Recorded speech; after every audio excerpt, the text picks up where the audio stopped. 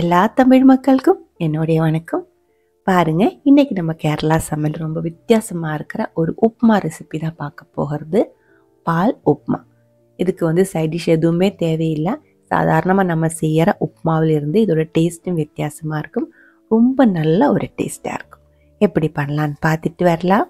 2 to 3 பேருக்கு சாப்பிட்றதுக்கான அளவுக்கு தான் இன்றைக்கி நம்ம உப்புமா செஞ்செடுக்க போகிறது.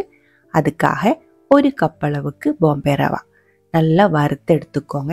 ரவை வறுக்கும் போது இதோட கலர் மாறி போகாமல் கருகி போகாமல் பார்த்துக்கோங்க.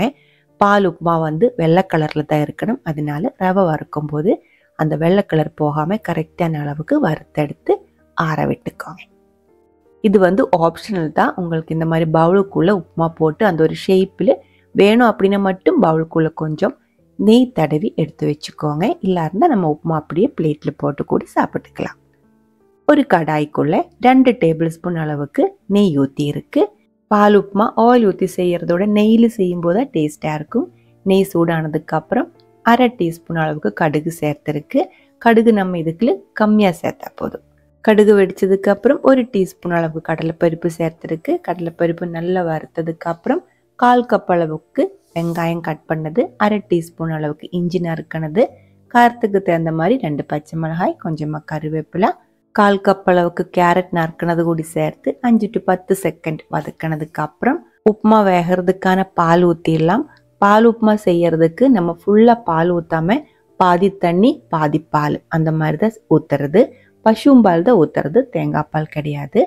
1 கப் அளவு ரவைக்காக 3 கப் அளவு மொத்தமாக தண்ணி தேவைப்படுது.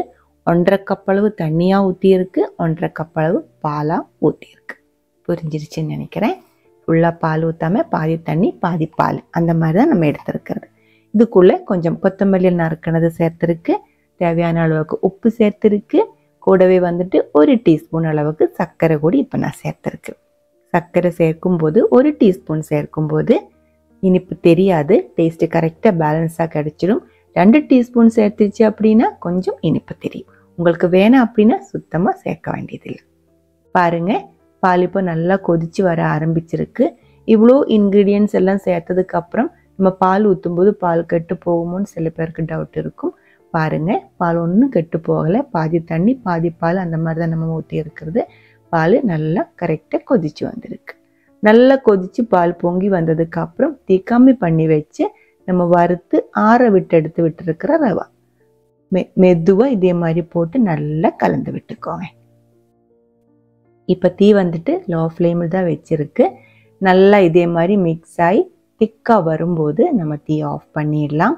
இந்த ஒரு உப்புமா கொஞ்சம் லூஸாக தான் செஞ்செடுக்கிறது. ஆறும்போது இன்னும் கொஞ்சம் கட்டியாயிடும்.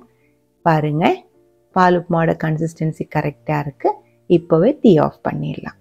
இந்த கன்சிஸ்டன்சியில் இப்படியே நம்ம நெய் தடவி எடுத்து வச்சிருக்கிற அந்த பவுல் இருக்குது இல்லைங்களா, அதுக்குள்ளே ஊற்றி எடுத்து வச்சுக்கலாம். இது ஆறும்போது கொஞ்சம் கட்டியாக ஆரம்பிச்சிடும். இல்லை உங்களுக்கு இன்னும் கொஞ்சம் லூஸாக வேணும் அப்படின்னு நம்ம இப்போ 3 கப் அளவு தான் சேர்த்துருக்கிறது. உங்களுக்கு அது 4 கப் வரைக்கும் சேர்த்துக்கலாம். அப்போ 2 கப் அளவு தண்ணி 2 கப் அளவு பால் அந்த மாதிரி சேர்த்து உப்புமா செஞ்சுக்கலாம். இந்த ஒரு உப்புமாக்கு சைட் டிஷ் எதுவுமே தேவையில்லை, இப்படியே சாப்பிட்டுக்கலாம். கொஞ்சம் சூடோடே சாப்பிட்டா இன்னும் நல்லா டேஸ்ட்டாக இருக்கும். இதில் உங்களுக்கு இன்னும் கொஞ்சம் பால் ஊற்றி சாப்பிட்டுக்கலாம். இதில் நம்ம பசும்பால் ஊற்றி தான் உப்புமா செஞ்சுருக்கிறது. ஆனால் சாப்பிட்ற டைமில் இதே மாதிரி கொஞ்சம் திக்காக இருக்கிற தேங்காய் பால் ஊற்றி வேணா கொஞ்சம் சர்க்கரை எல்லாம் போட்டு சாப்பிட்டா ரொம்ப டேஸ்டியாக இருக்கும். இந்த ஒரு ரெசிபி உங்களுக்கு பிடிச்சிருந்தா கண்டிப்பாக ட்ரை பண்ணி பாருங்கள். அதுக்கப்புறம் உங்களோட கமெண்ட்ஸ் எல்லாம் சொல்லிடுங்க. இந்த சமையல் பிடிக்கிற ஃப்ரெண்ட்ஸுக்கு மறக்காமல் ஷேர் பண்ணி விட்டுக்கோங்க. அடுத்த ஒரு வீடியோவில் நம்ம உடனே பார்க்கலாம். அது வரைக்கும் வணக்கம்.